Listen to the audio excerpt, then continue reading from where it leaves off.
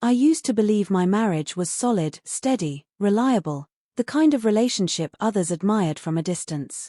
10 years together, a well-kept home in a quiet neighborhood, and a husband who provided for me in every practical way. But love, I've come to realize, is more than a mortgage and shared dinner plates. Ethan, my husband, was always busy meetings, phone calls, travel. He was a good man, responsible and structured, but somewhere along the way, I had become another part of his routine. We existed side by side, two people bound by time rather than passion. Then Jake moved in next door. I first saw him on a crisp autumn morning, carrying boxes from the back of a moving truck. He was 19, fresh-faced, full of an effortless energy that seemed to spill from him. His family had bought the house beside ours, and as I stepped onto my porch, sipping my coffee, he glanced up and caught my gaze. "Morning," he said with an easy smile. His voice was smooth, lacking the weight of years. I nodded back, polite, dismissive, yet something in the way he looked at me, curious and unguarded, left an unexpected flutter in my chest. I told myself it was nothing. But in the weeks that followed, I noticed things. The way he jogged past my house each evening, slowing ever so slightly when he saw me watering the plants. The way his laughter carried over the fence when he spoke to his friends, unburdened, reckless in its joy. It was a sound I hadn't heard in my own home for years. One afternoon, as I returned from the grocery store, I struggled with the weight of the bags.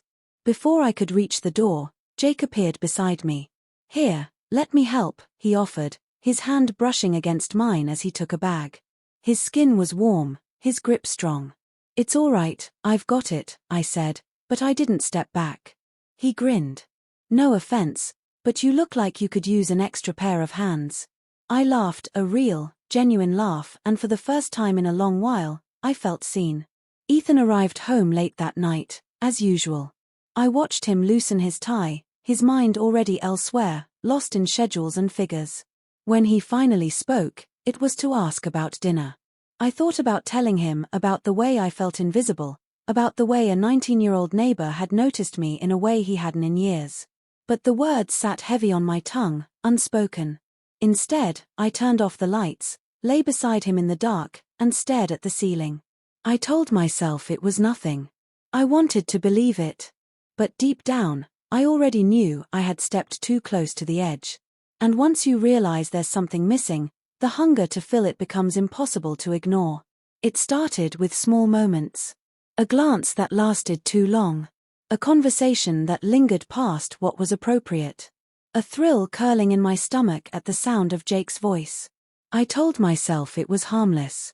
One afternoon, I ran into him at the grocery store. I had reached for a bottle of wine just as he grabbed one beside it, our hands brushing. A fleeting touch, meaningless, ordinary. But when I turned, he was looking at me, really looking. "Red or white?" he asked, holding up his choice. I swallowed. "Red." He smirked. "Good taste." We talked about nothing, about everything. He told me he was between jobs, trying to figure out his next steps. He asked about my life, about what I did when I wasn't playing the role of a perfect wife. No one had asked me that in years. As I checked out, he was still beside me. When I stepped outside, the afternoon sun casting shadows on the pavement, he followed. "Can I carry that for you?" he offered, nodding toward my bag. "I think I can manage," I said, smiling despite myself. We walked together, the silence between us charged. When we reached my car, I hesitated. I should go. I should end this before it became something more. Then he said, "You're different from what I expected." I turned. "Expected?" He leaned against the car, arms crossed, eyes studying me.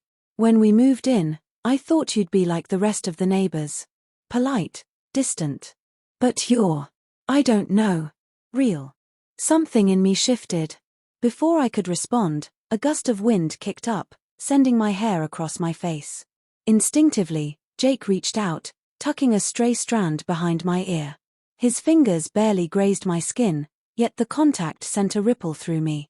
I should have stepped back. Instead, I stayed.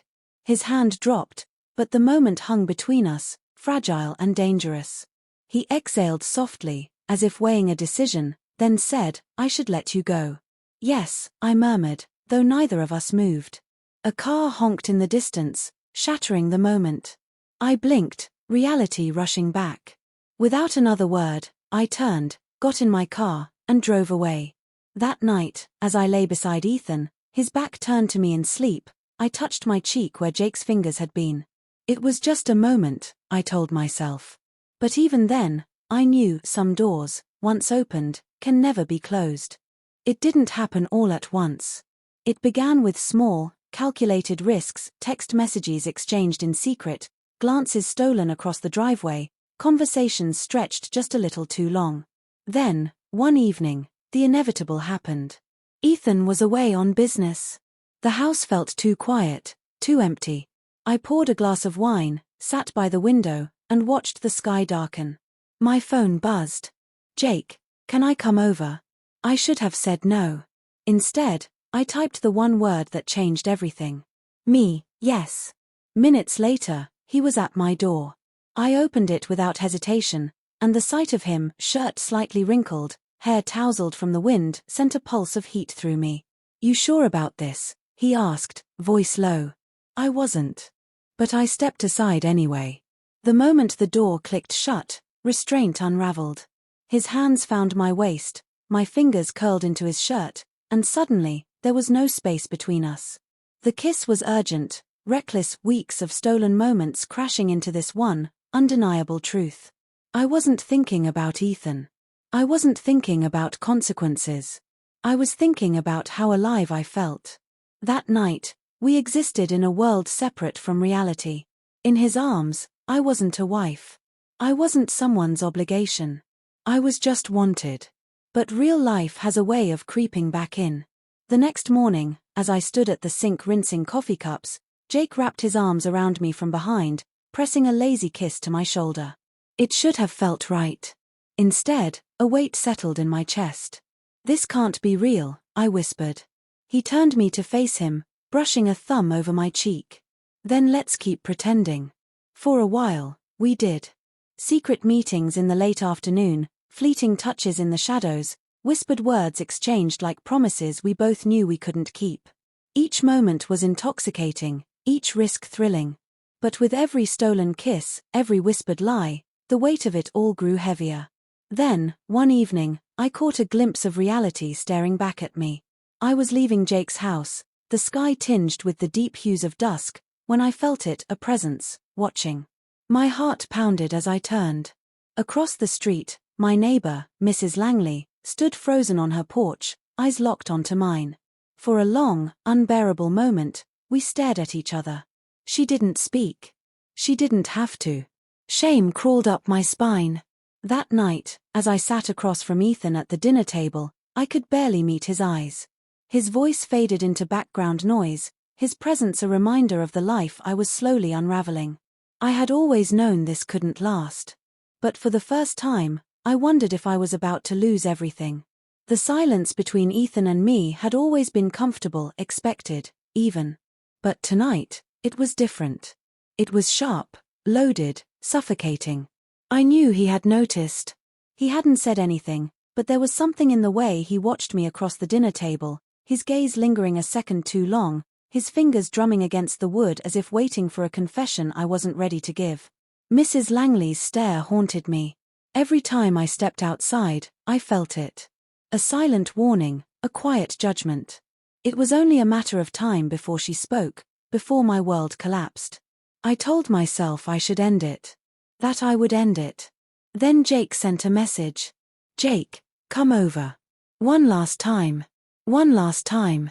I should have ignored it. I should have let him slip into the past like a secret never spoken aloud. Instead, I found myself at his door, heart hammering against my ribs. When he opened it, I knew something had changed. His smile was softer, his touch less urgent. There was no rush, no hunger, only the weight of something slipping through our fingers. "We can't keep doing this," I murmured. "I know." His hand trailed down my arm, stopping at my wrist. "But I don't regret it." I wished I could say the same. For the first time, I saw what we were, a fleeting escape, a beautiful, reckless mistake. Jake was 19. His life stretched out ahead of him, limitless. I was a woman with a husband who had loved me, trusted me, and I had shattered that trust for something that was never meant to last. I stepped back, the distance between us growing, shifting into something irreversible. This was never real, I whispered. Jake didn't argue. He just nodded, understanding in his eyes. I turned and walked away, closing the door behind me. When I returned home, Ethan was waiting. He stood in the dim light of our bedroom, hands in his pockets, eyes unreadable. "Where were you?" His voice was steady, but I heard the cracks beneath it. The air in the room felt too thick, pressing down on me. My throat tightened. I had spent weeks perfecting lies, weaving excuses, but now, faced with him, they all crumbled. "I went for a drive," I said, the words tasting like ash. Ethan studied me for a long time. Then, finally, he nodded. "Okay. Just that. No accusations. No anger." But as he turned away, I knew he didn't believe me. And maybe, just maybe, he was waiting to see if I had the courage to tell the truth. I lay beside him that night, staring into the darkness, wondering if silence was its own kind of betrayal.